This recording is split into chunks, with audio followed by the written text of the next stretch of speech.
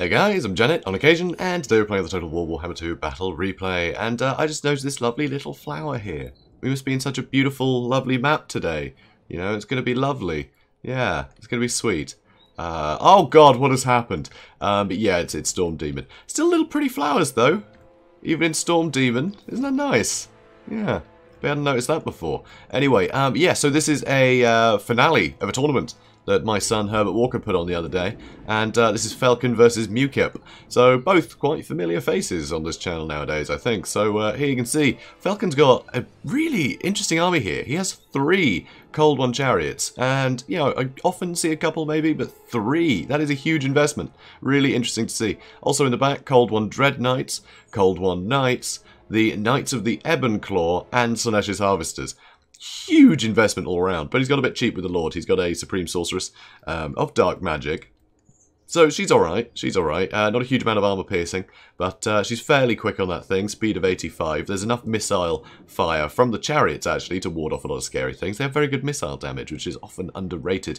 And also, of course, she's got Soul Stealer, Word of Pain. If she does get caught out, just lower something to pathetic combat stats. And, of course, there's Word of Pain on Slaanesh's Harvesters as well. Sorry, Slaanesh's Harvesters, not the Knights of the Ebon Claw. Knights of the Ebon Claw. Rarely see these guys, but they are deadly. They are very, very powerful units, and yeah, they're rather nice. Also, in the front line, it's just so cheap. It is so cheap. 2 Dread Spears, 3 Bleak Swords. That's all he could afford. But, God, there's a lot of strength in the rest of his units here. Really interesting build. So here you can see there is a Lariel the Radiant. So this is Mukip's army. So Lariel, of course. The Fireborn, brilliant to have that anti-large on Dragon Princes. Super elite unit. Some Silver Helms as well, some more Dragon Princes, some more Silver Helms, and here you can see there are a ton of Swordmasters and scary things in here. So there's 2 Swordmasters, a couple of Archers, and some Spearmen, so much wider front line with a lot more stopping power, and still just as much cavalry. But yeah, the chariots are definitely, yeah, it's more infantry rather than more chariots, but of course the chariots are good against infantry, so...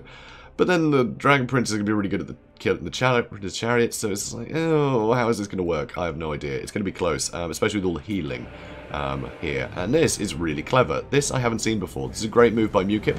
He's using Arcane Unforging. And Arcane Unforging is basically just like a big old Spirit Leech.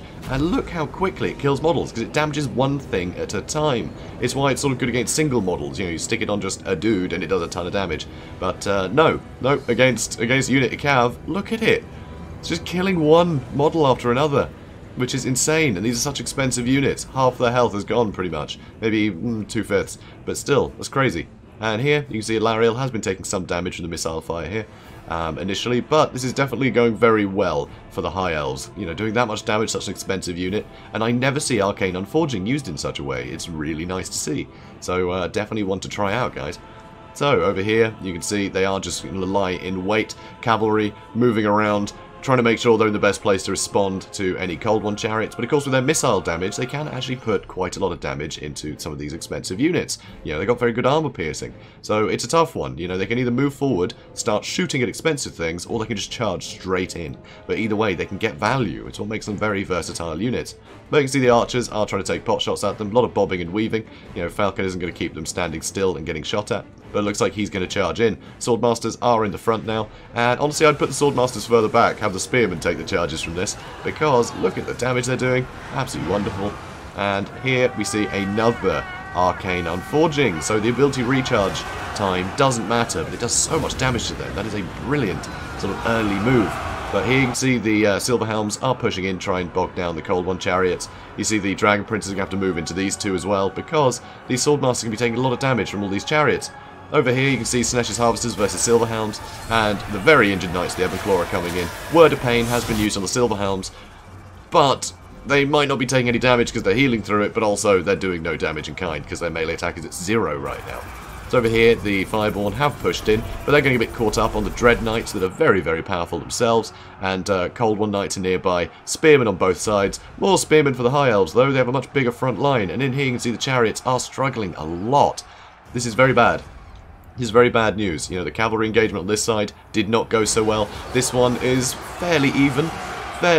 Soul Stealer certainly helping to, you know, to even the odds here, but the centre is looking pretty bad. A lot of damage to the Swordmasters. That's you know, that's a given. But these Cold One chariots are all really, really tattered. These Dragon Princes, being soul-stealed again, this time by the Sinesh's Harvesters. They're going to be healing up, trying to keep in this fight as long as possible, fighting these Dragon Princes that with Word of Pain aren't going to be able to fight back as easily. So that's a very nice move to help even the score here.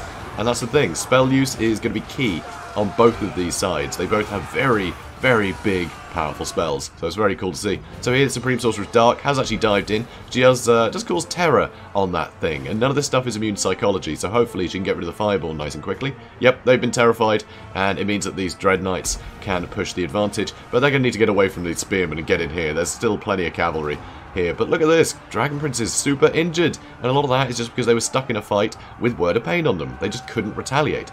And here Sinesh's Harvesters somehow still staying in the fight with only, well, less than 500 health, which is pretty impressive. Archer's getting bogged down. Alarielle is in here, trying to do what she can, trying to bog down these Cold One Knights, let the cavalry do the work. But here you can see the Dread Knights are now in, huge armor piercing from them. They're going to be good against anything in here, you know, whether it be Swordmasters or the Silver Helms, they're going to do a fine, fine job. So, very scary, but Earthblood has been used on this blob. Very nice to have them blobbed up like that. It means you can heal them up a lot. So, Chariot still on the move. Cold One Knights coming back in. Supreme Sorceress coming back in. Some Chariots over here look like they've been forgotten about, but I'm sure they'll come back in soon. And over here, Sinesh's Harvesters are coming in again. Only 200 health. I'm amazed they're still in the fight, but they can still do a lot of damage to these archers and shut them down. So here you can see Knights of the Ebenclaw have finally broken, and sadly the Dragon Princes managed to countercharge. So those archers did get wiped out there, which is very impressive, but I don't like the chance of these Sinesh's Harvesters. But another Word of Pain means these Dragon Princes aren't going to fight back so easily. Over here you can see Silver Helms both getting beaten up by these Cold One Knights, which is very impressive. Even with a Star of Avalon, they were just on too low health to stay in that fight long enough. Any damage they took, and that would have got rid of them. The Terror from the Supreme Sorceress being vital here. She's coming in, trying to take out just one horse at a time, and that is enough to start whittling down these Fireborn. They are holding on by a thread right now. Over here, though, you can see the Swordmasters super injured just from all the cavalry charges and all of the chariot charges. They are getting absolutely bullied, and that is devastating. These guys could be killing stuff all day, but they just haven't got a target here. Not really. You know, often see things like Executioners and Blackguard. None of that today. None of that today. It's all big targets that the Swordmasters aren't going to perform very well against. So, very scary stuff. So here's Supreme Sorceress, once again just coming in, making sure this stuff gets terrified. Alarielle, pretty much untouched. Pretty much untouched, but she's not a fighter. You know, if it gets to a point where the rest of the army is wiped out, she's not going to be able to do a lot. So that's what he's going for here. Quite a few kills, of course, but a lot of that was the Knights of the Ebenclaw with the Arcane Unforging, which is an expensive spell. So it's not like he can just keep doing that all day. So, very scary stuff indeed. Chariots all coming in here to try and deal with these Spearmen. Some Silver Helms are coming back in, very injured. And way over here, these Swordmasters are being escorted off by Bleak Swords, which is brilliant. Brilliant use of the Bleak Swords just to escort them away. So over here, Alarielle is trying to come in here and bog down these Chariots. And with them being so injured, she could kill the odd Chariot, you know. So more are coming in, trying to get rid of these Spearmen. And here's Silver Helms are trying to push in. Almost out of ammunition now for the Cold One Chariot, so that armor-piercing missile damage, there's only one Chariot that can keep shooting. Over here, it looks like a chill wind to slow down all of these units, so this stuff can regroup far easier. Over here, Sinesh's Harvesters are being chased off by the Silver Helms. Looks like, yep, they're shattered, they're finally gone, but they've used their full complement of spells, so they've done their job. And now, over here, it looks like this could be another Soul Stealer. And a Soul Stealer and an Earthblood. So, Supreme Sorcerers will be healing up, but so will the High Elves, and nothing else is going to be healing from the Soul Stealer, it's just the Supreme Sorceress. But it does a ton of damage. It does damage far quicker than an Earthblood does. So, they've all been terrified away thanks to the terror of the Supreme Sorceress. And more units are coming back in. More Dread Spears have returned. Sadly, that Cold One Chariot is out. And it looks like the other one might be getting charged. Yeah, Alarielle is trying to pick off what she can. Trying to regroup over on this side. There are some archers that can start shooting into some of these units. You know, any of this cavalry would be a great target. You can see the Knights of the Ebenclaw somehow are still in this fight. It's amazing. Their leadership is so good here. And a lot of it is the balance of power, you know. Both armies have been completely torn to pieces. So any remaining unit doesn't have to worry too much because the other side is, you know, the same strength, essentially. You know, balance power is still fairly even, slightly in the favour of Felkon, maybe. So here you can see more terror again, and that's the thing, Alarielle doesn't have the terror. She's only got fear, she doesn't have terror, so she can't make these get these little victories like the Supreme Sorceress can. Super good utility from her. And with Alarielle with only 30 armor, the Supreme Sorceress doesn't need the armor piercing to be able to do a ton of work to Alarielle.